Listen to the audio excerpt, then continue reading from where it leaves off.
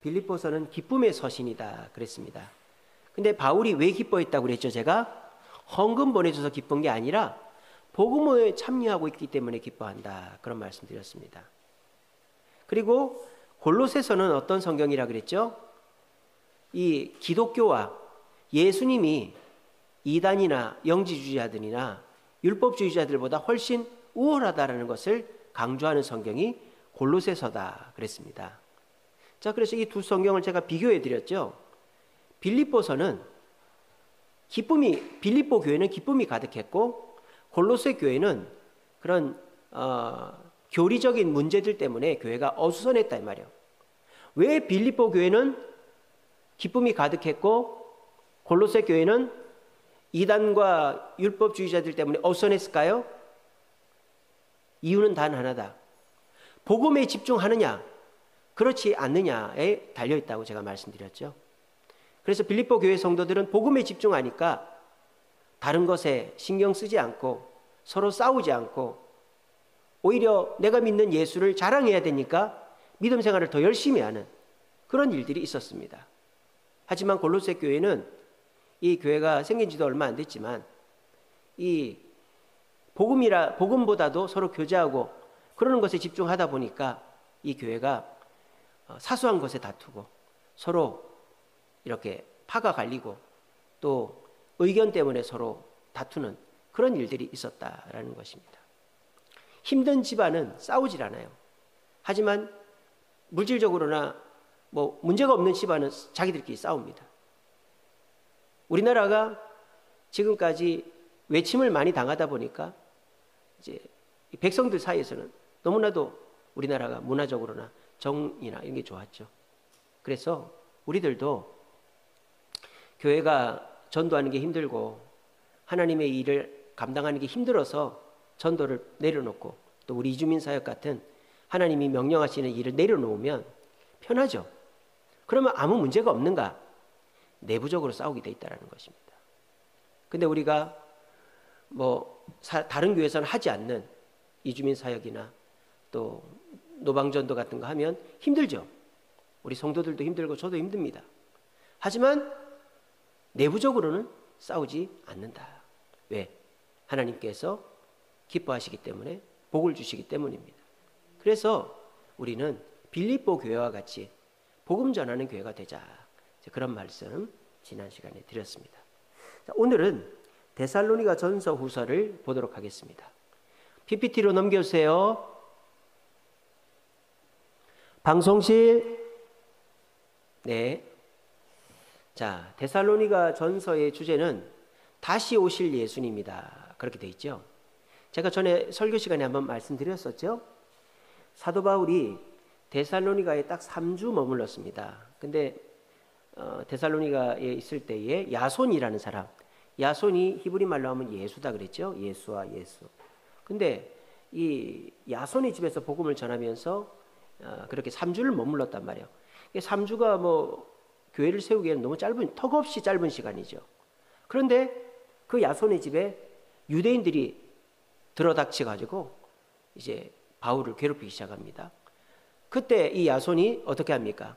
바울 선생님, 뒤인 일은 제가 알아서 할 테니까 얼른 도망치시라고. 그래서 바울이 정말 야반도주 하듯이 도망을 쳐서 베레아, 아덴, 그리고 고린도까지 지금 온 것입니다. 2차 전도 여행 때 고린도까지 왔어요. 근데 고린도에 있는데 편지가 안 온 거예요. 데살로니가에 있는 성도들한테서 편지가 온 거예요. 편지가 왔는데 뭐라고 왔느냐? 바울 선생님, 저희들 신앙생활 열심히 하고 있습니다. 저희들 걱정하지 마세요. 바울 선생님 힘내세요. 이렇게 온 거예요. 그러니까 이 바울이 너무 감사한 거죠. 내가 3주밖에 못 머물렀는데 내가 거기 있으면서 교회가 잘 됐으면 문제가 없는데 막판에 유대인들의 그 핍박 때문에 쫓겨났는데 어떻게 이들이 이렇게 교회를 지키고 신앙생활 열심히 할 수가 있지? 바울이 너무 기쁜 거예요. 그래서 바울이 뭐라고 그랬느냐? 너희들 지금 고생하고 있지만 어떻게 말했을까요? 곧 주님 오신다. 그렇게 주님의 날에 대해서 선포한 거예요. 그러니까 너희들 주님의 날이 곧 오니까 이 데살로니가 전서의 중요한 아주 우리 유명한 구절이 뭡니까? 항상 기뻐하라. 쉬지 말고 기도하라. 범사에 감사하라. 그게 데살로니가 전서 나오지 않습니까? 그래서 너희들 주님 곧 오시니까 항상 기뻐하고 쉬지 말고 기도하고 범사에 감사하고 있어라. 알았지? 이렇게 딱 얘기를 한 거예요. 그랬더니 이 데살로니가 교인들이 그 편지를 받고는 어떻게 합니까?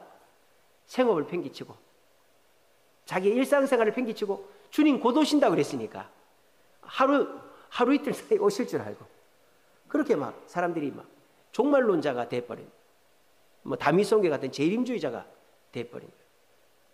예, 그런 배경을 가지고 있는 성경이 데살로니가 전서다라는 거예요. 그리고 제가 전에 말씀드렸습니다만 이 데살로니가 전서가 신약 성경 중에서 제일 먼저 기록됐다 그랬죠.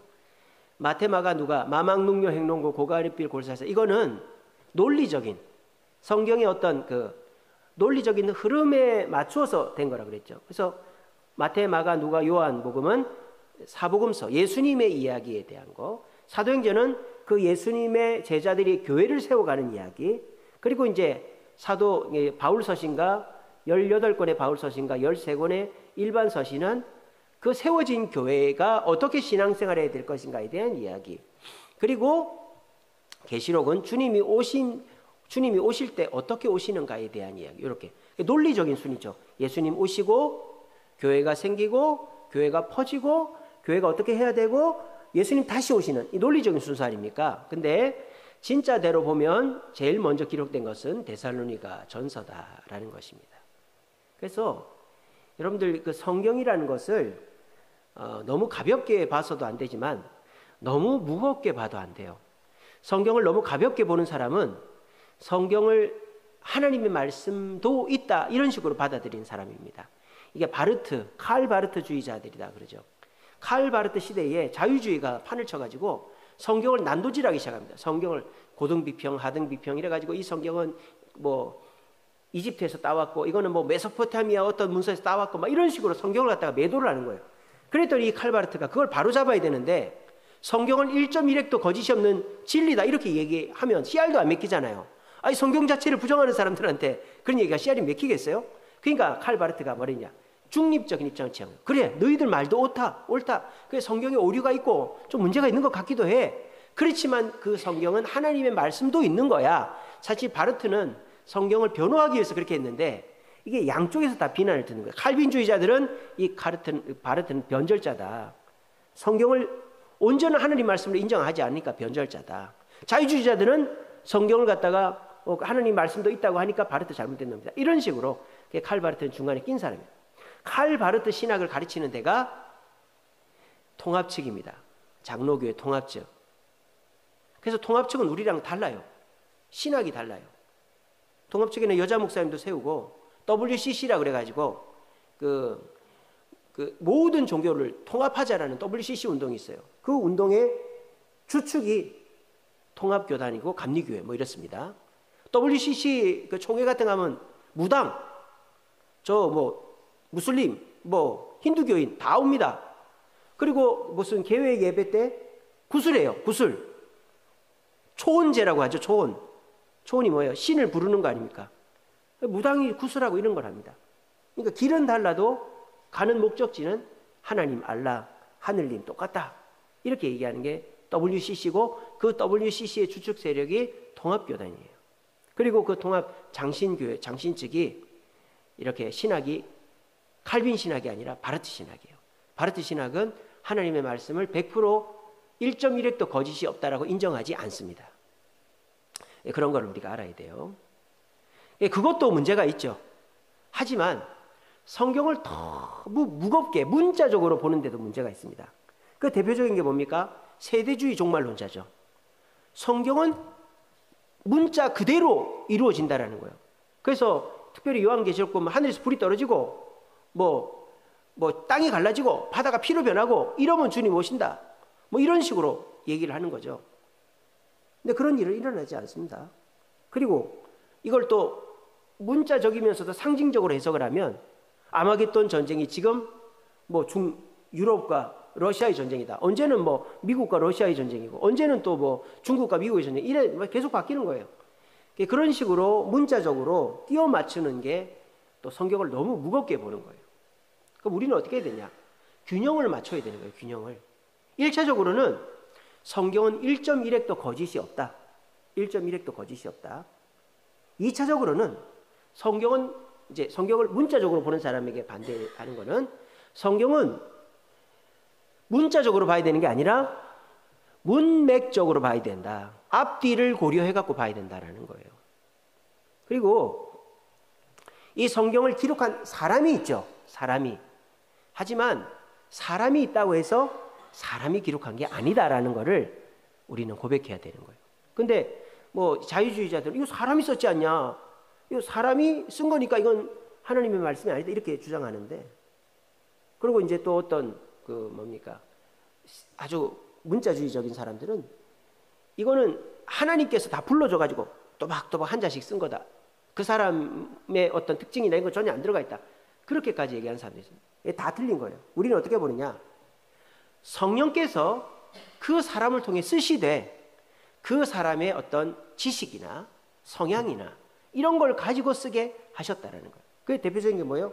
마태복음은 유대인 마태가 예수님은 구약에 예언된 분이라는 것을 증거하기 위해 썼다. 마태의 민족적 배경, 그런 율법적 배경을 성령이 이용하신 거죠. 누가복음은 의사 누가, 헬라인, 이방인 의사 누가가 데오빌로에게 예수님을 그 바울을 변호하기 위해 썼다. 그래서 보면은 의사적인 관점에서 이런 어떤 의학적인 내용들이 많죠. 그 요한복음은 어떻습니까?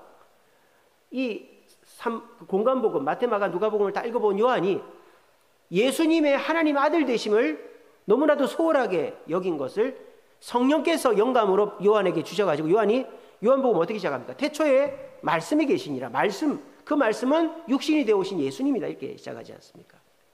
그래서 우리가 성경을 볼 때 너무 문자적으로 봐서도 안 되고 너무 이 성경을 난도질해서도 안 된다. 우리는 성경을 1.1의 거짓이 없는 하나님 말씀으로 보되 문자적인 게 아니라 문맥적으로 봐야 된다. 앞뒤를 고려해서. 그래서 뭐라고 합니까? 네 시작은 미약하나 끝은 창대. 이거는 안 좋은 표현이다 그랬죠. 왜? 한 구절만 딱 보면 좋죠. 나중에 좋아진다니까 좋은 거 아닙니까? 근데 문맥을 보면 어때요? 욥의 친구가 욥을 비난하는, 조롱하는 게 그 내용이거든요. 그러니까 그런 거를 그렇게 봐야 된다는 거예요. 제가 왜 이렇게 길게 얘기했느냐? 자, 바울이 이 데살로니가서를 쓸 당시에는 이게 성경이 된다라는 생각도 없었고 이게 뭐 성경이 어디에 들어간다는 생각도 없었단 말입니다.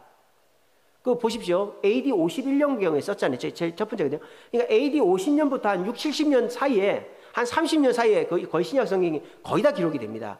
그리고 AD 8, 90년대에 요한이 이제 요한복음, 요한계시록 이렇게 쓰고 나중에 쓰고, 그래서 이 성경이 거의 동시대에 AD 50년부터 해가지고 한 7, 80년 요때에 모든 신약 성경이 다 기록이 됩니다. 왜 그렇게 됐느냐?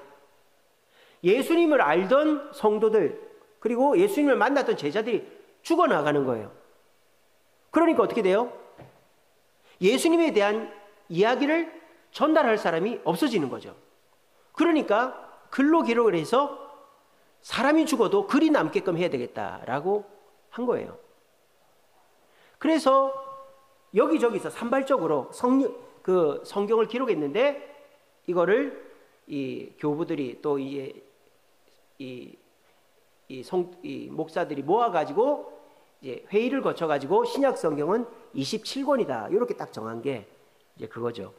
가톨릭도 신약 성경은 27권입니다. 가톨릭이 우리랑 성경이 더 많은 이유는 구약이 우리랑 달라요. 외경을 갖다 썼거든요. 가톨릭은. 제가 말씀드렸었죠. 신약 성경 처음 할 때. 제가 이 얘기를 왜 이렇게 길게 말씀드리느냐. 이 데살로니가 전서는 사도 바울이 데살로니가 교인들을 위해서 쓴 거예요. 근데 나중에 보니까 이게 우리를 위해서도 쓴 게 되더라는 거예요. 그럼 이게 뜻하는 바가 뭐죠? 성령께서 다 계획을 하셨다라는 거예요. 여기에서 우리는 성령이 쓰셨다라는 게 증명이 된다라는 것입니다. 여러분 생각을 해보세요. 뭐 신약 성경의 저자가 뭐 수십 명인데 이 사람들이 다 자기 생각으로 글을 썼다면 이게 어떻게 하나의 책으로 묶어질 수가 있겠어요? 그런데 이 책이 하나의 책으로 묶어진다는 것은 그 수십 명에게 한 분이 이렇게 쓰라고 얘기를 하니까 그렇게 써진 거 아니겠어요? 그래서 쓰여진 게 신약 성경이다라는 거예요. 구약 성경에는요, 에스더서 같은 경우는 하나님이라는 이름 말 자체가 안 나와서 이걸 빼냐 마냐 이런 얘기도 있었어요. 근데 신약 성경은 그런 게 전혀 없어요. 신약 성경은 뭐 하나님, 예수님, 뭐 교회 이런 말들이 안 들어간 게 없어요. 다 들어가 있고, 뭐 교회라는 말은 안 들어간 것도 있겠지만, 그렇게 해서 거의 다 이 성령께서 주관하시는 가운데 27권이 쓰여졌다는 게 명확합니다. 그래서 우리는 이 27권의 성경을 사람이 썼지만 하나님의 말씀으로 인정을 하는 거예요. 제가 이 말씀 드린 이유는 사도 바울이 데살로니가 교인들을 위해서 쓴 게 데살로니가 전후서이지만 이 성경은 성령께서 우리를 위해서도 쓰게 하셨다라는 거예요. 자, 그러면 이 데살로니가 전후서를 통하여 성령께서 우리에게 주시고자 하는 교훈이 뭔가 하는 거가 오늘의 핵심이 되는 거예요. 자, 우리 데살로니가 전서를 한번 보겠습니다. 자, 신약 성경 329페이지 보세요.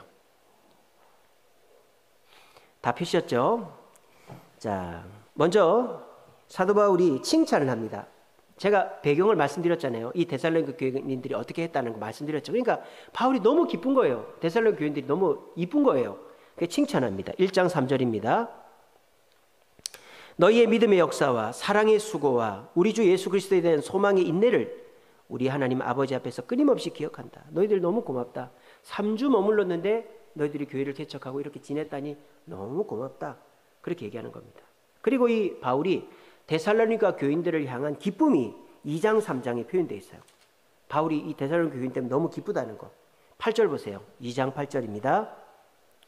우리가 이같이 너희를 사모하여 하나님의 복음뿐 아니라 우리의 목숨까지도 너희에게 주기를 기뻐함은 너희가 우리를 사랑하는 자 됨이라.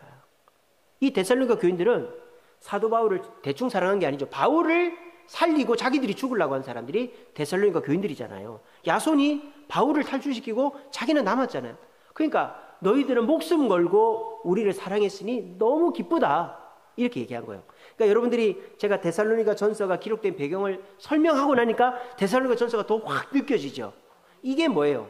성경 통독 세미나를 들어야 되는 이유다를. 그냥 설교만 들으면 다 까먹어버리고 뭔지 몰라요. 근데 이거를 이제 뭐 한 주에 한 번이지만 이렇게 지속적으로 듣다 보면 이게 머리에 남는단 말이에요. 그러니까 바울이 그 3주 머물고 자기들이 죽을 한이 있더라도 바울을 탈출시킨 그 데살로니가 교인들을 생각할 때마다 얼마나 마음이 짠하고 얼마나 고마웠겠어요. 근데 편지를 딱 받고 나니까 너무 기쁜 거예요. 그리고 그 기쁨을 지금 표현하고 있는 거예요.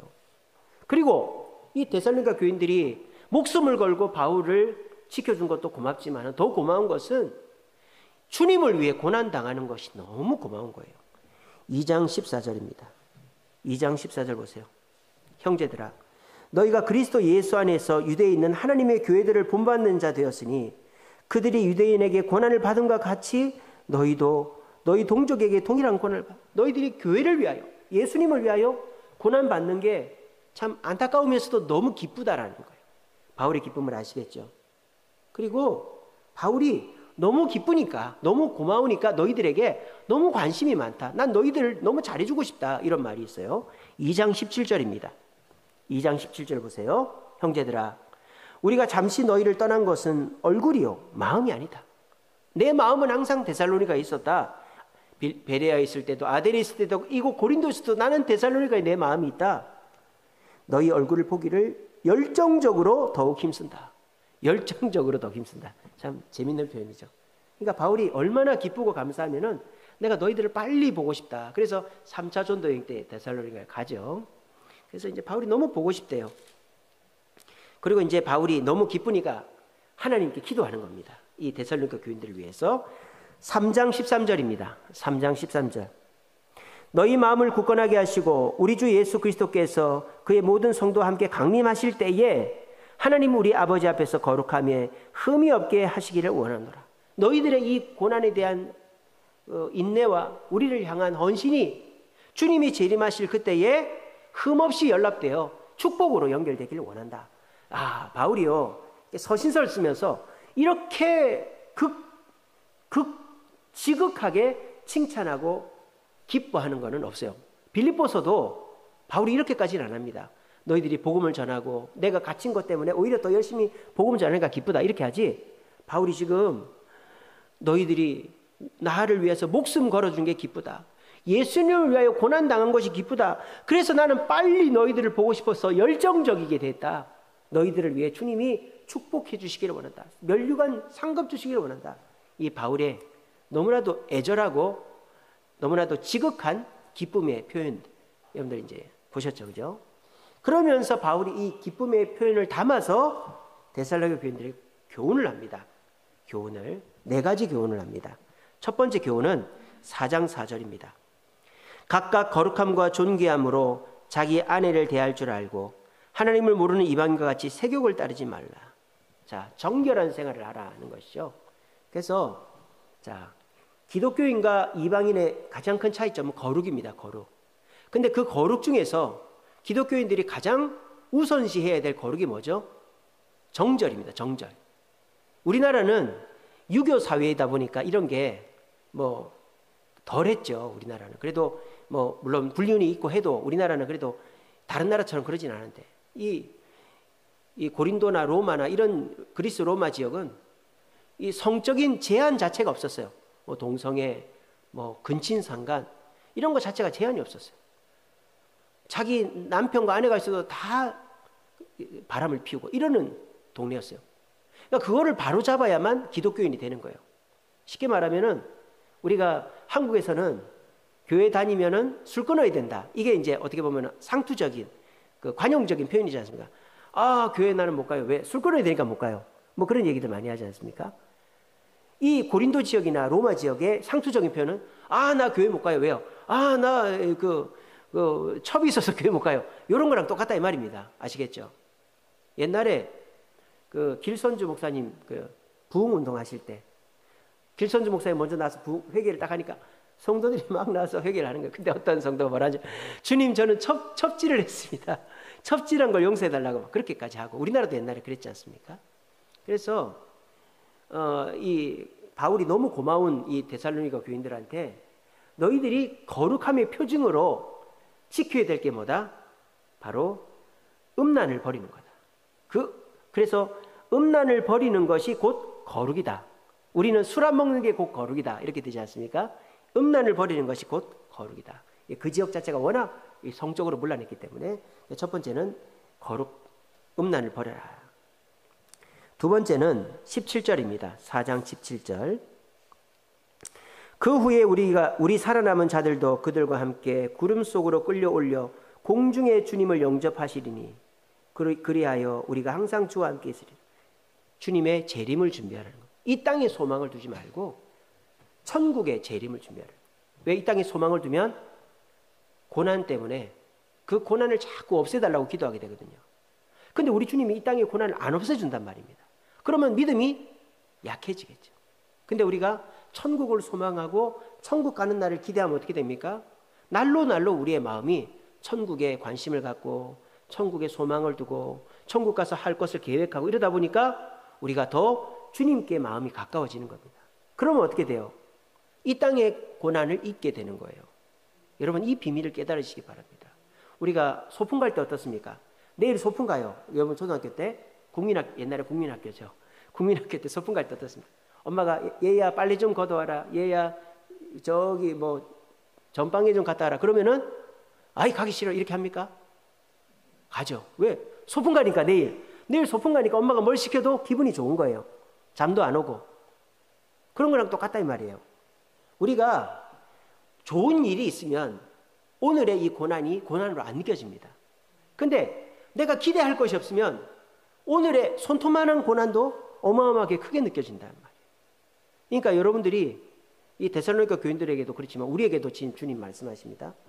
고난을 이기고 싶으냐? 천국을 사모해라. 고난을 이기고 싶으냐?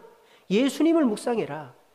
그게 천국을 사모하고 예수님을 묵상하면 이 땅의 고난이 없어진다는 얘기가 아니고 이 땅의 고난이 아무것도 아닌 것이 되게 된다는 것입니다. 아마도 여러분들은 다 신앙의 연수가 있으신가 다 제 말이 이해가 될 거예요. 그죠? 그래서 이 바울이 지금 뭐 하는 거? 재림. 주님이 다시 오실 날 천국을 소망하면 너희들이 지금 당하는 고난은 아무것도 아니게 된다. 그렇게 얘기를 하는 겁니다. 그리고 5장 2절입니다. 5장 2절. 그 주님은 어떻게 오시느냐? 5장 2절. 주의 날이 밤에 도둑같이 이룰 줄을 너희 자신이 자세히 알기 때문이라. 그러니까 준비하라 이 말이죠. 준비. 세 번째 교훈은 주님의 재림을 준비하라는 것입니다. 주님이 다시 오실 때 부끄럽지 않기 위하여서 주님 말씀을 읽고 주님의 뜻을 헤아려 주님 뜻대로 살면 우리는 주님의 재림 때 부끄럽지 않게 된다라는 것이죠. 그리고 우리가 어떻게 해야 된다? 5장 13절입니다. 5장 13절. 그들의 역사로 말미암아 사랑 안에서 가장 귀히 여기며 서로 뭐해라? 화목해라. 화목해라. 그래서 너희들이 이 땅에서 해야 될 것은 돈 벌고 성공하고 이런 게 아니라 화목하는 것이다. 제가 전에 화목에 대해서 말씀드렸죠. 화목은 문제를 해결하는 게 아니라 그랬죠. 문제는 여전히 있어요. 하지만 서로 싸우지 않는 거예요. 서로를 인정하고 그냥 싸우지 않는 거. 근데 문제는 누가 해결해 주실까요? 누가 해결해 주실까요? 하나님이 해결해 주신다는 거예요. 여러분들이 아무리 문제 있는 사람이 100개 중에서 한 9개가 문제가 있어요. 그리고 1개는 그 사람이 잘했어. 근데 그 9개의 문제를 가지고 네가 이러이러한 문제가 있으니까 너 시인해, 인정해, 너 잘못했지. 이러면 그 사람은 뭐라는지 알아요? 그래, 내가 그거 잘못했다. 하지만 내가 이거 하나 잘했기 때문에 나 사과할 수 없어. 이게 사람의 본성이다 이 말이에요. 그러니까 사람은 내가 설득시킬 수가 없는 거예요. 그러니까 사람은 어떻게 하면 돼요? 그래, 9개가 잘못했어요. 하지만 하나 잘했어. 그럼 어떻게 해야 돼요? 그래, 네가 그 하나 잘했으니까 그래, 나머지도 잘했으면 좋겠다. 이렇게 하는 거예요. 그러면 어떻게 돼요? 서로가 싸울 일이 없고, 그런 말을 들으면 성령께서 그 마음에 역사하셔서 잘못한 그 9가지 스스로 반성하게 되는 것입니다. 세상에서는요, 법을 갖다 대가지고 그 사람이 잘한 것도 있는데 잘못한 거 한 8개는 잘했는데 잘못한 거 2개를 딱 들여대서 감옥에 가두죠. 지금 그렇지 않습니까? 이런 걸 정치 보복이다. 뭐 이렇게 얘기하죠. 정치인들 보면은 국가를 위해 헌신한 분들이에요. 근데 그 사람들이 잘못한 게 없을 수가 없지 않습니까? 근데 다 들춰내가지고 딱 걸어가지고 감옥에 데려가는 거예요. 그러면 이 세상에서 감옥 안 갈 사람이 누가 있겠습니까? 그러니까 세상이 각박해진다 이 말이에요. 그러니까 우리가 기억해야 될 것은 화목은 문제를 해결하는 게 아니라 문제는 덮어두는 거예요. 서로가 잘 지내는 겁니다. 정치인들이 여당, 야당 절대 문제가 해결 안 돼요. 여당도 문제가 있고 야당도 문제가 있고. 그러면 서로는 그 문제를 공격하죠. 그러면 공격받는 여당, 야당은 내가 이런 건 잘했는데 왜 나 공격해? 이렇게 나오면 서로가 방어를 해버리는 거예요. 그러니까 이제 해결이 안 되는 거죠. 그러니까 정치도 어떻습니까? 아무리 지지고 볶고 싸워도 서로가 그냥 국회의장에서 회의하고 그러지 않습니까? 그렇게 하는 거예요. 그래서 이 바울이 데살로니가 교인들한테 너희들 교회에서 함께 모여서 신앙생활 하다 보면 싸울 일이 있는데 문제를 해결하려고 달려들지 말고 화목하라. 그렇게 얘기하는 거예요. 그리고 이제 바울이 마지막으로 권면하는 게 끝인사 있습니다. 항상 기뻐하라. 5장 16절입니다. 항상 기뻐하라. 쉬지 말고 기도하라. 범사에 감사하라. 그렇게 얘기했습니다. 그래서 이 데살로니가 전서는 3주 머물렀는데 교회를 개척하고 신앙을 지키고 있는 이 데살로니가 교인들이 너무 고마워가지고 바울이 편지를 쓰고 그 기쁨의 표현으로 뭐라고 했습니까? 내가 너희들이 나를 위해 목숨 걸어준 게 너무 고맙다. 그리스도를 위해 고난당하고 인내한 게 너무 고맙다. 내가 너희들 빨리 가고 싶다. 우리 주님께서 너희들의 그 고난을 다 은혜로 면류관으로 갚아주기를 원한다. 이게 바울의 기쁨이에요. 그래서 그런 너희들이 어떻게 됐으면 좋겠다 권면 너희들은 거룩해라. 거룩의 핵심은 우리는 술 끊는 거지만 거기는 음란, 세욕을 버리는 것이다. 두 번째는 너희들 재림을 사모해라. 재림을 사모하면 이 땅의 고난은 아무것도 아닌 게 된다.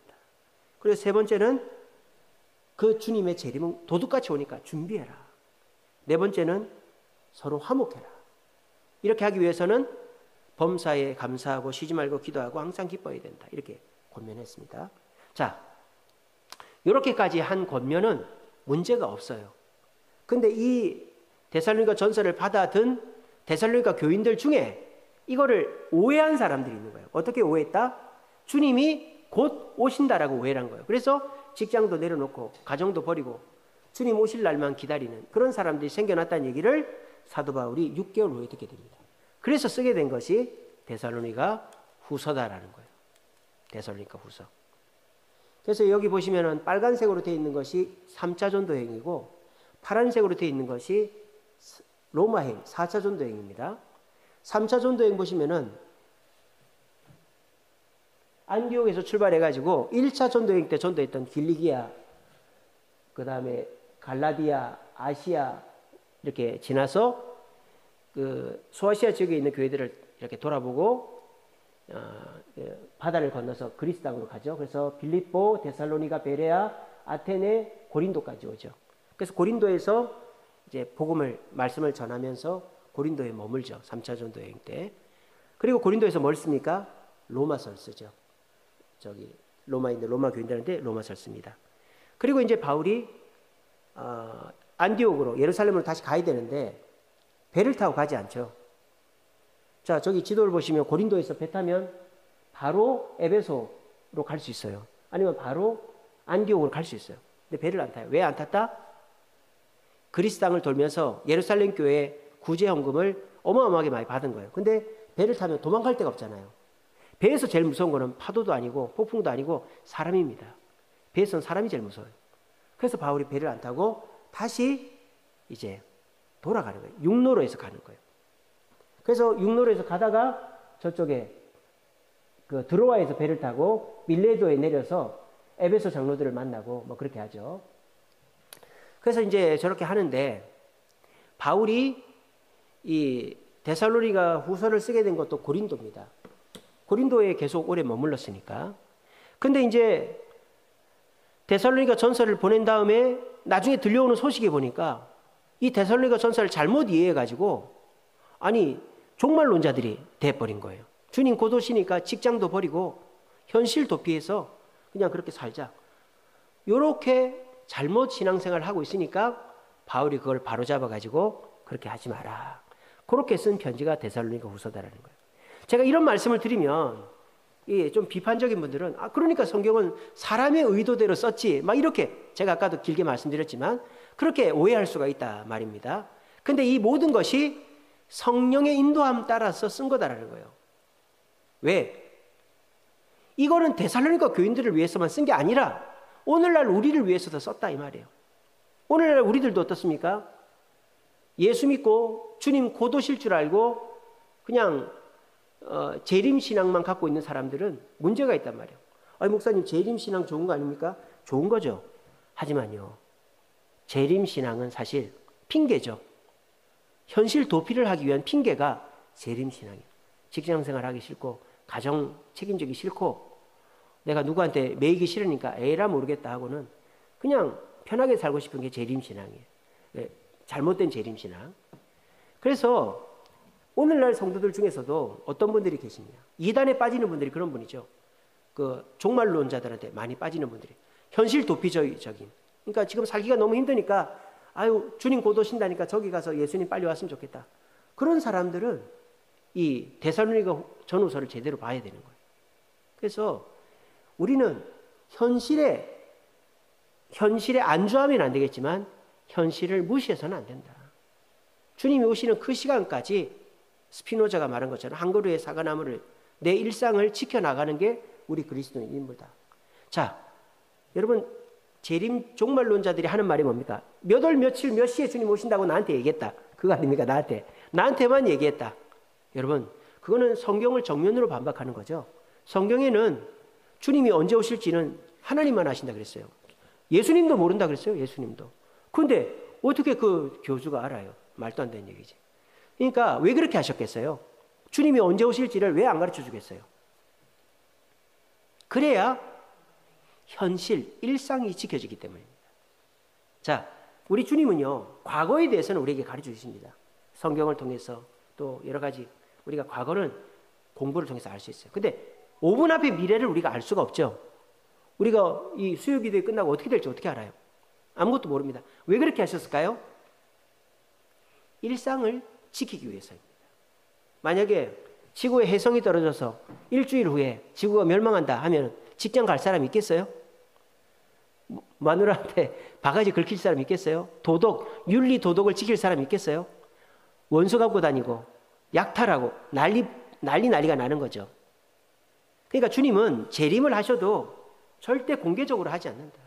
일상을 지키는 가운데 사신다. 이제 그게 데살로니가 후서다라는 거예요. 아시겠죠? 이런 흐름을 잘 아시기 바랍니다. 그래서 데살로니가 후서는 참으시는 예수님이다. 이게 무슨 말입니까? 주님께서 너희들이 종말론을 잘못 이해해가지고 이렇게 주님 오신다고 현실을 도피해버리는 이걸 주님 참고 계신다. 그렇게 하지 마라. 그렇게 해가지고 일상에 충실해라. 이렇게 얘기를 하는 게 데살로니가 후서예요. 한번 데살로니가 후서 한번 보겠습니다. 자, 보세요. 334페이지입니다. 자, 바울이 먼저 격려를 합니다. 이 박해 속에서 믿음을 지키고 있는 데살로니가 교인들을 격려합니다. 1장 4절 보세요. 너희가 견디고 있는 모든 박해와 환난 중에 너희의 인내와 믿음 말미암아 하나님의 여러 교회에서 우리가 친히 자랑한다. 너희들이 그 박해 속에서 인내하고 있는 것을 우리 교회들이 자랑한다. 그리고 너희들을 박해하는 그 박해자들은 망할 것이다. 그렇게 바울이 예언합니다. 1장 6절입니다. 1장 6절. 너희로 환난을 받게 하는 자들에게는 환난으로 갚으신다. 너희들 박해받지만 너희들 절대 억울해하지 마라. 너희들을 조롱하고 박해하는 그 사람들 하나님이 다 세해놨다가 그대로 갚아주신다. 그런데 너희들이 지금 미혹돼 있다. 종말론자들한테 미혹돼 있다. 미혹되지 마라. 2장 3절입니다. 2장 3절. 누가 어떻게 하여도 미혹되지 마라. 먼저 배교하는 일이 있고 불법의 사람 곧 멸망의 아들이 나타나기 전에는 그날이 이르지 않는다. 요한계시록에 나오는 그런 배교와 이 불법의 적그리스도가 나타나기 전에는 재림 주 예수 그리스도 오지 않는다. 그러니까 미혹되지 마라. 잘못된 종말 사상에 미혹되지 마라. 그리고 그렇게 너희들을 미혹하는 적그리스도, 잘못된 시한부 종말론을 주장하는 적그리스도를 경계해라. 2장 8절입니다. 2장 8절. 그때 불법한 자가 나타나리니 주 예수께서 그의 입의 기운으로 그를 죽이시고 강림하여 나타내심으로 폐하리시리라. 그러니까 그들을, 너희들을 미혹하는, 너희들에게 율법적으로나 잘못된 종말론으로 너희들을 미혹하는 그들을 조심해라. 그러면서 바울이 이렇게 감사 기도를 합니다. 너희들을 지키시고 보호하실 하나님께 감사한다. 2장 16절 보세요. 2장 16절.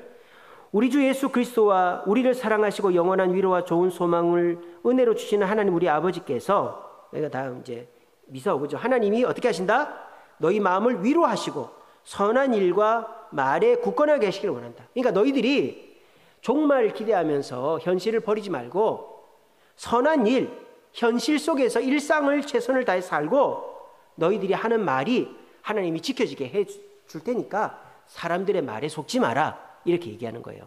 아시겠죠? 이렇게 설명을 듣고 나니까 데살로니가 전서에서 그 종말의 분위기가 어느새 잘못된 재림 사상에 오염됐기 때문에 바울이 데살로니가 후서를 써서 그런 미혹되지 말고 적그리스도를 경계하면 주님이 다 갚아주신다는 걸로 연결된다는 것이 딱 느껴지시죠? 그리고 이제 바울이 권면합니다.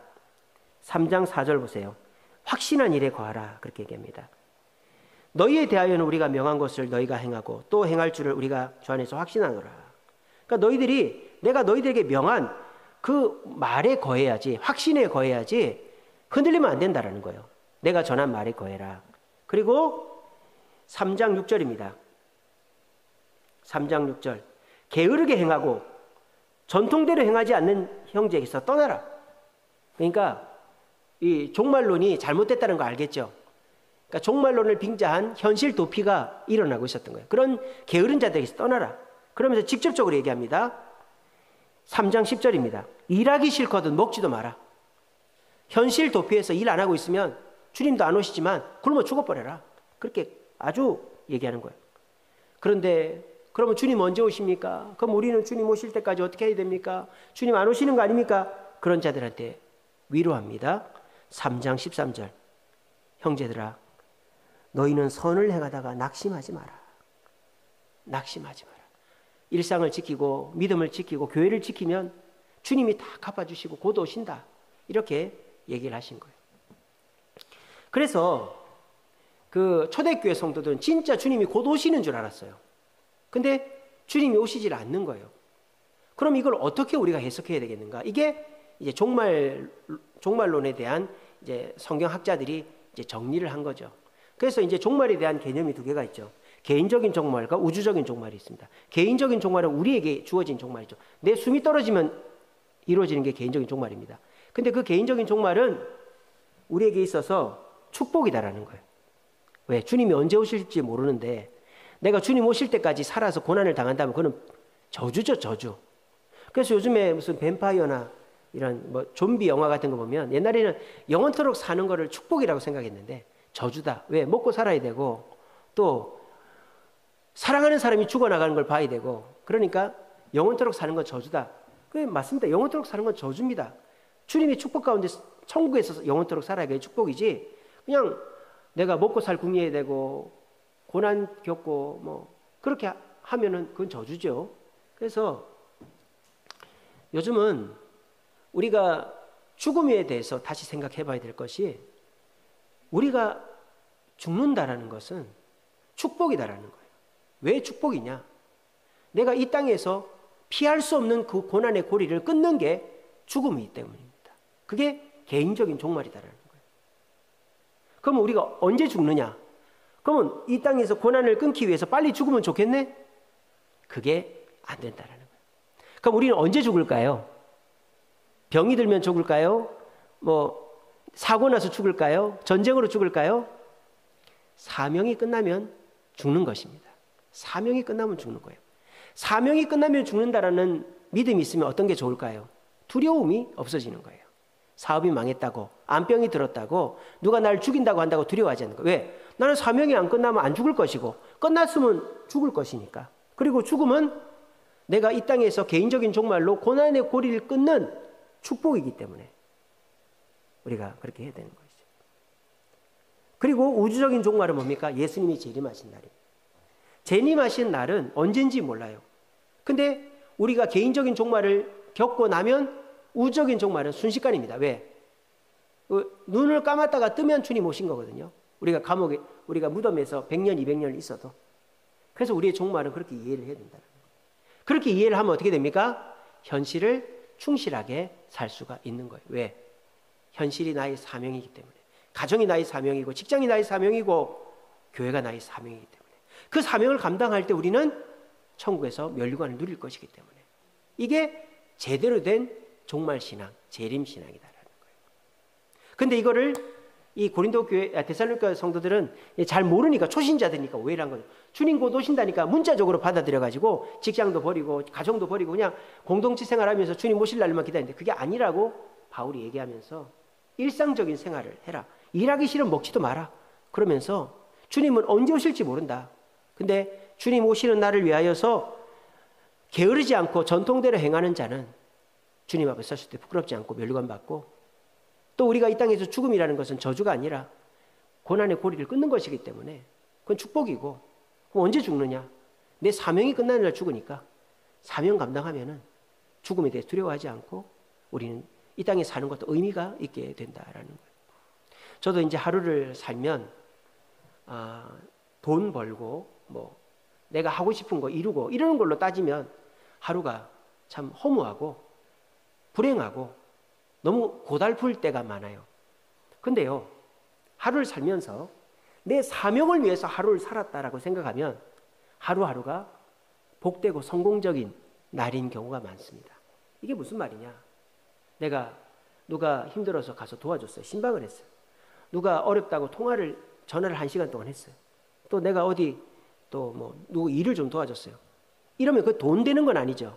이게 뭐 내가 인정받고 이런 거 아니죠. 하지만 내 사명을 감당했으니까 그것으로 인하여 내가 면류관 받을 것이니까 오늘 하루는 복되다. 저는 그렇게 생각을 하는 거예요. 그렇게 하면요 정말 아무 변화가 없고 정말 소망이 없고 그냥 이렇게 막 망하기 일보 직전에 그 두려움 속에서 살아가는 사람이라 할지라도 현실에서 만족을 누릴 수가 있는 것입니다. 이게 뭐예요? 사명을 찾아서 종말 신앙 가운데서 하루하루 최선을 다하는 자가 어렵고 힘들고 망해가는 세상 속에서도 기뻐하면서 살 수 있는 비결이다라는 것입니다.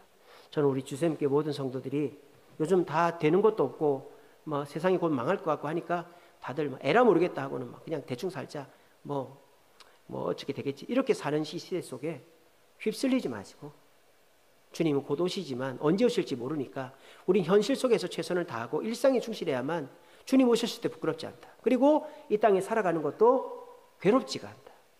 사명이 끝날 때 우린 죽지 사명이 끝나기 전에 절대 안 죽는다. 이 믿음 가지시고 우리 모두 데살로니가 교인들에게 준 이 교훈을 우리에게 이제 적용을 해서, 그래, 주님의 재림을 소망해야지. 하지만 현실에 충실하면서 주님의 재림을 소망하면 주님 오셨을 때 우리는 면류관 받을 거야. 이렇게 하면서 주님의 재림을 소망하여 현실의 고난을 잊어버리고 또 일상에 충실하심으로 주님이 언제 오시든지 부끄럽지 않는 저와 여러분 되시기를 간절히 바랍니다. 기도하겠습니다.